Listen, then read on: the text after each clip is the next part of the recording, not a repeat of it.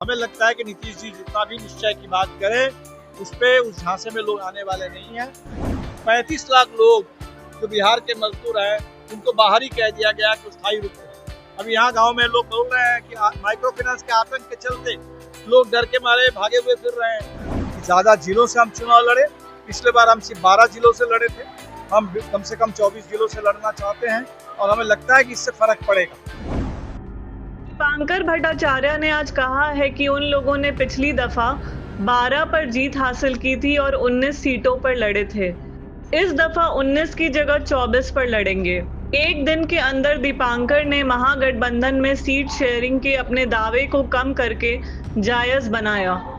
दीपांकर भट्टाचार्य की पार्टी ने कहा था कि 40 से 45 सीट पर उनका शेयर बनता है, परंतु दीपांकर ने कहा कि अभी वह पिछले जीते हुए सीट के मुकाबले 24 सीट पर लड़ना चाहते हैं। सीट शेयरिंग पर अभी बात हो रही है। सीट शेयरिंग लेकिन सीपीआई की बात हम कैसे कर सकते हैं? बात धीराजाई करेंगे, सीपीआई के नेता करेंगे। सीपीआई के बारे में तो मैं की पार्टी को कमजोर बता रहे हैं। तो ठीक है, हमारी पार्टी बहुत मजबूत तो है नहीं।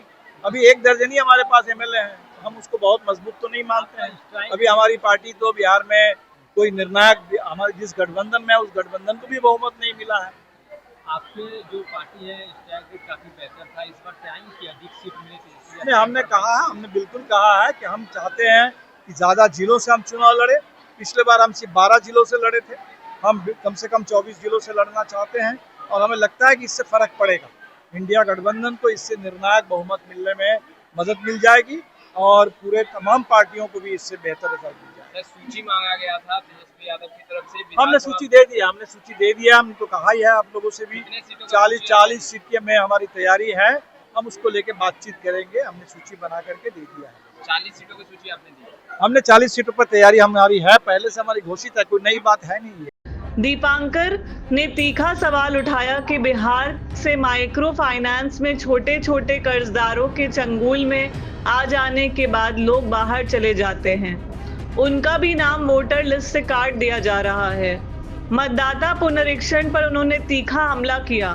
अपने वक्तव्य में उन्होंने बिहार के माइग्रेशन के सवाल को मजबूती से उठाया और चुनाव आयोग की तरफ उंगली भी उठाई। देखते रहिए विमर्श न्यूज। तो 20 साल से हैं और 20 साल से उन्होंने इतनी गरीबी पैदा की, इतनी बेरोजगारी पैदा की कि लोगों को आत्महत्या करने के लिए मजबूर होना पड़ा। इसीलिए नीतीश जी को तो सबसे पहले माफी मांगना चाहिए, अपनी जो विफलता है उसको कबूल कर लेना चाहिए। और इसीलिए जो आज कह रहे हैं कि हमने 20 साल में इतना विकास किया, वो तो पूरे सरासर झूठ है। तो हमें लगता है कि नीतीश जी जितना भी निश्चय की बात करें उस झांसे में लोग आने वाले नहीं हैं और आने वाले दिन में इंडिया गठबंधन की ओर से हम लोग जो मैनिफेस्टो बना रहे हैं, इन तमाम मुद्दों पर ठोस घोषणा हम लोग करेंगे। कम से कम 2500 रुपये बिहार के तमाम गरीब महिलाओं के लिए प्रति माह उनको सहायता राशि मिलेगी।